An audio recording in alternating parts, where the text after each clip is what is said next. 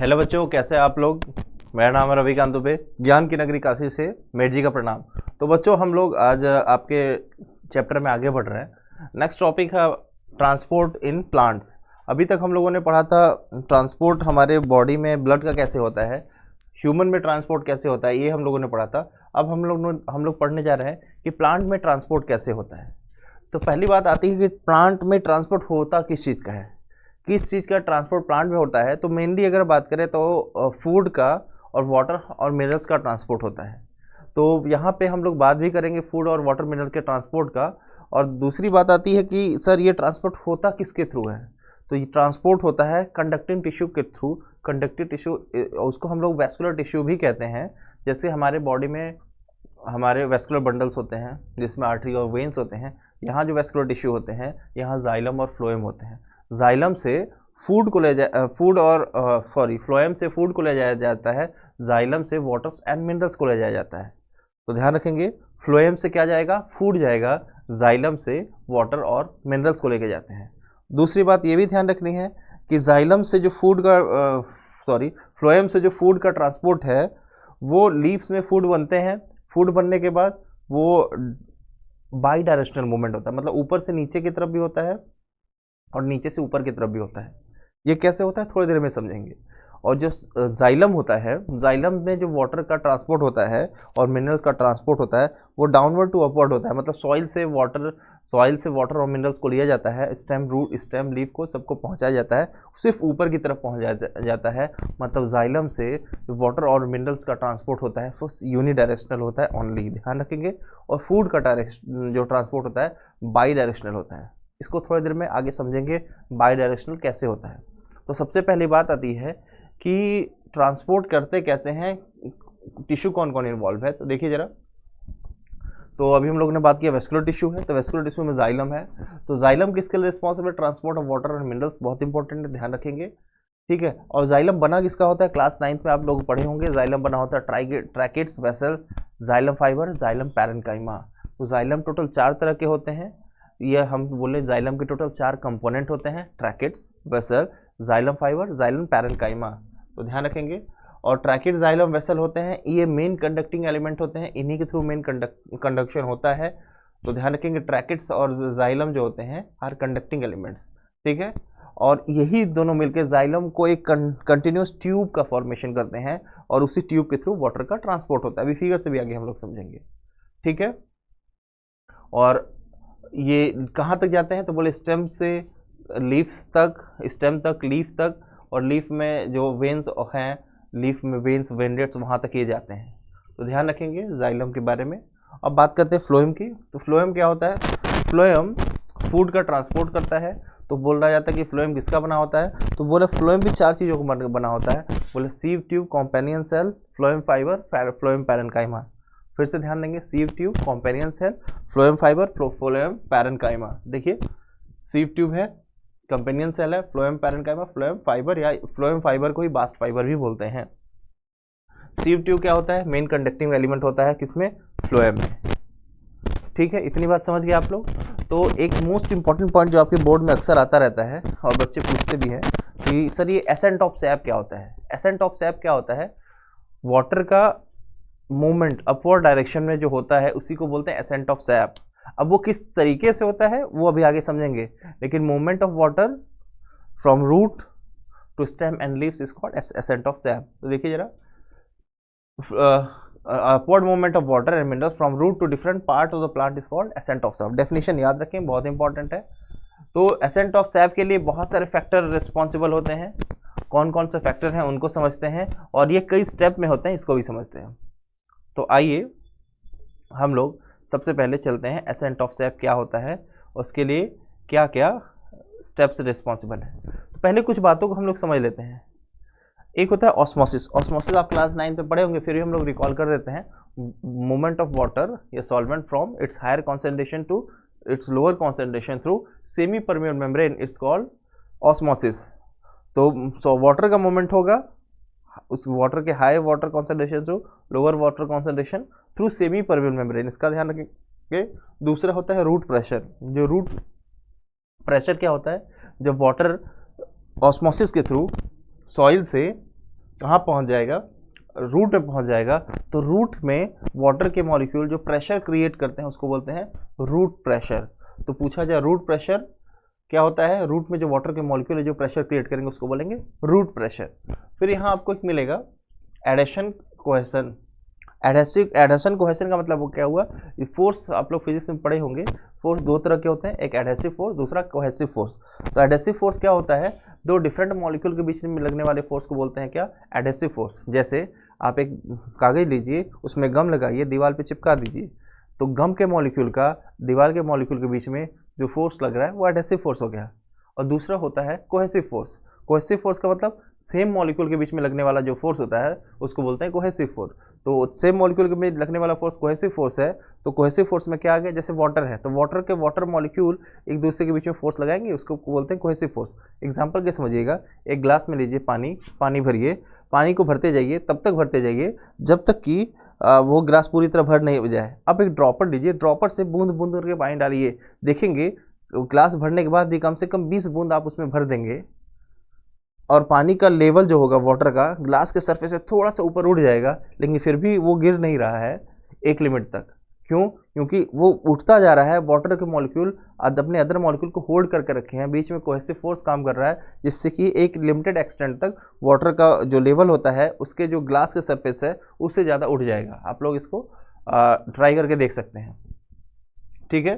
तो ये आपका हो गया adhesive cohesive force, adhesive force के बारे में। और तीसरा है कैपिलरी एक्शन। कैपिलरी एक्शन ये ठीक वैसे ही है, आप लोगों ने जैसे किसी भी ट्यूब को, बहुत पतली ट्यूब को, जितना पतला ट्यूब होगा उतना अच्छा आपको इसका ऑब्जर्वेशन होगा। अगर किसी लिक्विड में डुबा देंगे तो एक लिमिटेड हाइट तक उसमें वाटर का फ्लो होता रहेगा। फिजिक्स में आप फ्लूइड्स पढ़ेंगे क्लास 11 में, तो वहाँ ये सब चीज़ें बताई जाती हैं डिटेल में। तो फिलहाल बस ये समझ लीजिए, जितनी पतली कैपिलरी होगी उसका रेडियस मतलब जितना कम होगा उतनी ज़्यादा हाइट तक वाटर का फ्लो होगा।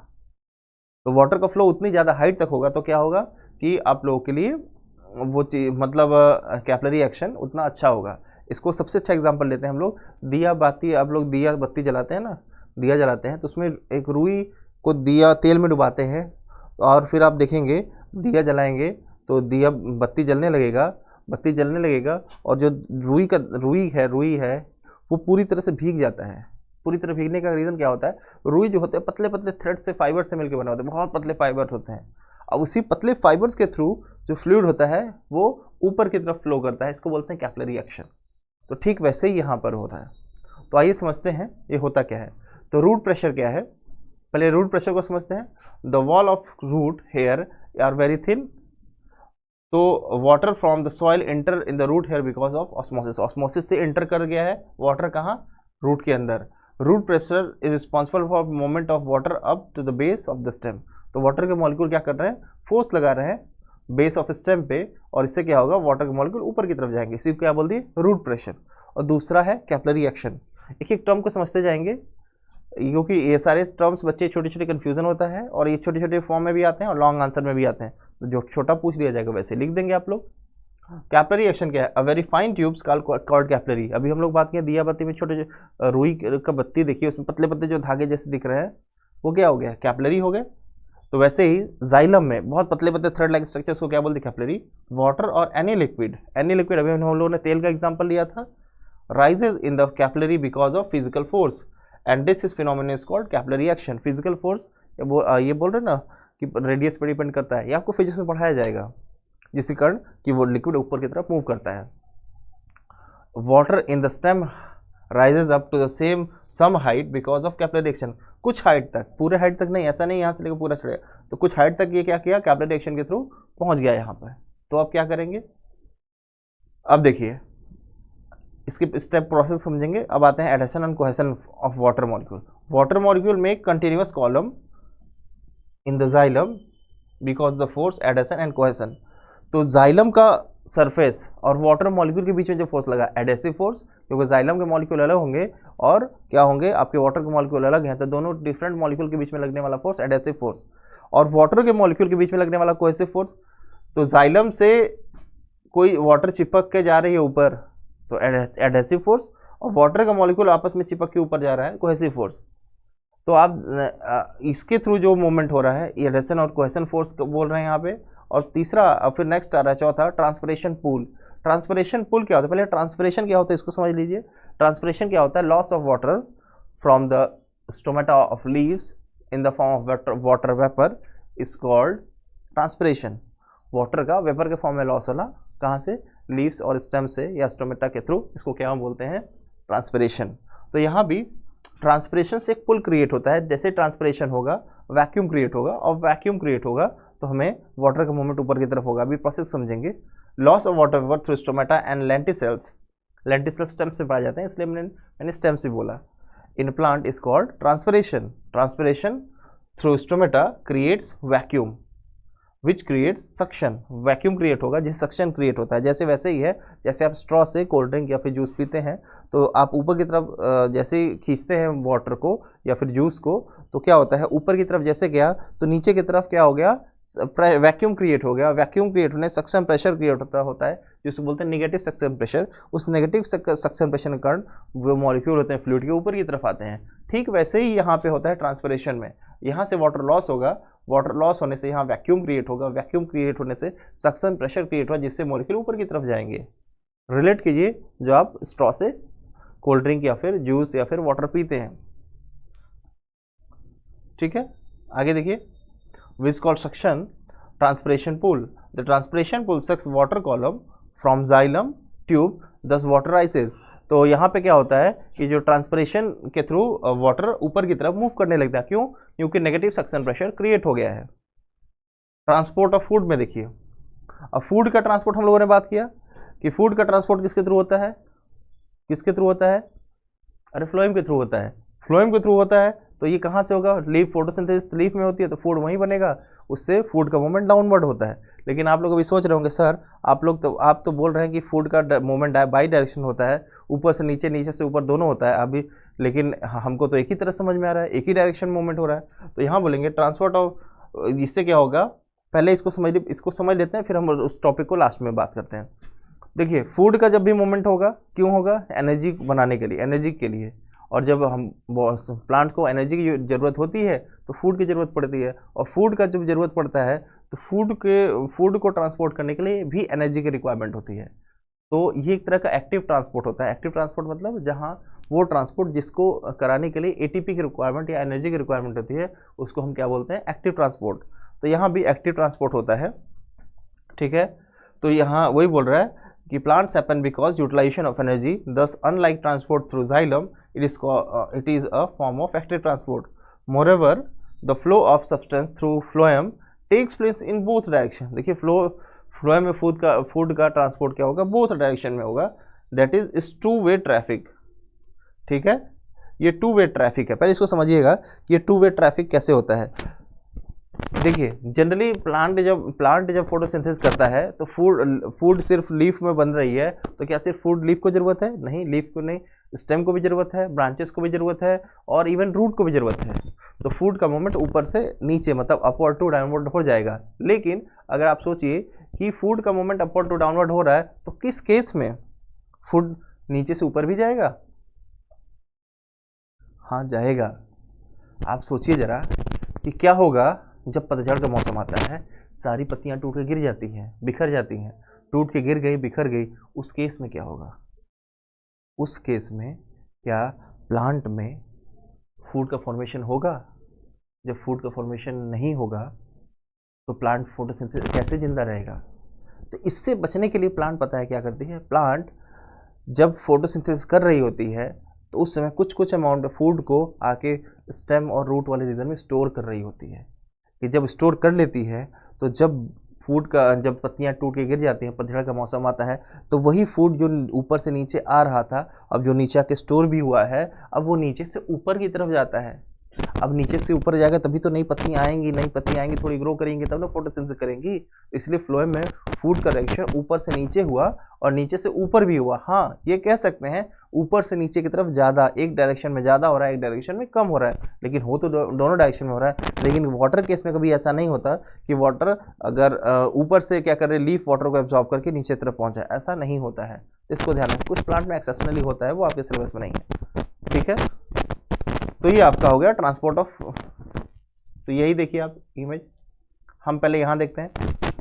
यहाँ से वाटर ऑस्मोसिस के थ्रू रूट में पहुंचा, रूट प्रेशर क्रिएट किया, रूट प्रेशर क्रिएट करने से कैपिलरी एक्शन के थ्रू वाटर ऊपर आया और एडिशन कोएशन फोर्स भी काम कर रहा है, एडिशन कोएशन फोर्स के थ्रू ऊपर आया। यहाँ पे वाटर पहुँचने के बाद लीफ में यहाँ से ट्रांसपिरेशन हुआ, वाटर चली गई। अब इसको उल्टा देखते हैं, ट्रांसपिरेशन हुआ, यहाँ से वाटर रिलीज हुई, वाटर रिलीज हुई तो यहाँ वैक्यूम क्रिएट हुआ, तो वैक्यूम क्रिएट हुआ तो यहाँ के वाटर यहाँ आए, तो यहाँ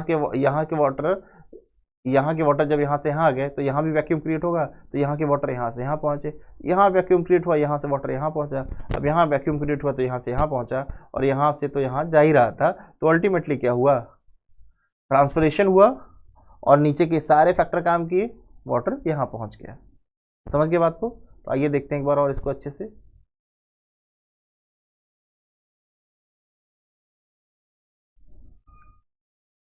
देखिए यहाँ देखिए, वाटर पहले सॉइल में था, सॉइल से रूट हेयर में गया, रूट हेयर से कहाँ गया, रूट में पहुंचा, रूट कॉर्टेक्स में पहुंचा, रूट कॉर्टेक्स में पहुंचने के बाद ये जाइलम पहुंचा। देखिए रूट में पहुंचा, रूट कॉर्टेक्स में, रूट से यहाँ जाइलम में, जाइलम से कहाँ पहुंचा, थ्रू अपवर्ड मोमेंट के थ्रू जाइलम के थ्रू यहाँ पहुंच रहा है। देखिए अपवर्ड मोमेंट के थ्रू जाइलम में यहाँ पहुंचा, फिर लीफ से पहुंचा, देखिए यहाँ से लीफ में पहुंच गया, लीफ में डिफ्यूज करके स्टोमेटम में पहुंचा, स्टोमेटम में पहुंच के यहाँ ट्रांसपिरेशन होके निकल गया है। तो आप इसको ध्यान रखेंगे, देख लीजिए जरा, और देख के आप इसको बना भी सकते हैं और बना के आप इसको दिमाग में कॉन्सेप्ट क्लियर कर सकते हैं।